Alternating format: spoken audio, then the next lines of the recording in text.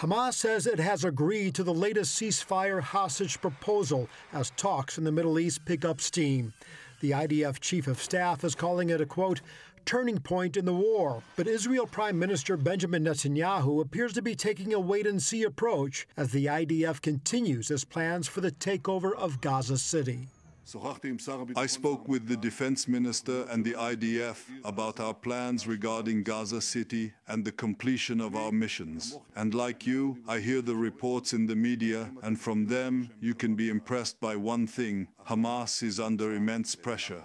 The Qatari Prime Minister met with Hamas and Egyptian mediators on a proposal that would include a 60-day truce, the release of 10 living Israeli hostages in exchange for the release of 200 Palestinian prisoners, the return of all remaining dead Israeli hostages in exchange for 10 Palestinian bodies, the temporary halt of an IDF offensive, and the formulation of a committee to govern Gaza.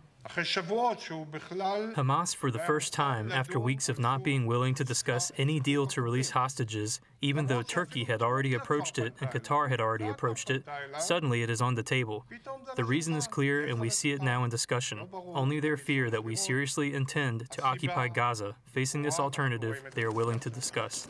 The new ceasefire plan is very similar to U.S. Envoy Steve Witkoff's proposal that fell apart earlier this summer. While Prime Minister Netanyahu is said to be considering the plan, earlier this week the PM's office announced Israel will only accept a deal that sees all hostages released at one time. President Trump shares Netanyahu's skepticism. He took to Truth Social, posting, "We will only see the return of the remaining hostages when Hamas is confronted and destroyed. The sooner this takes place, the better the chance of success will be." While Hamas is under pressure from world leaders, Netanyahu is facing pressure at home.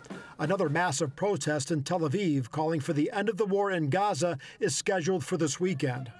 In Jerusalem, Petite, CBN News.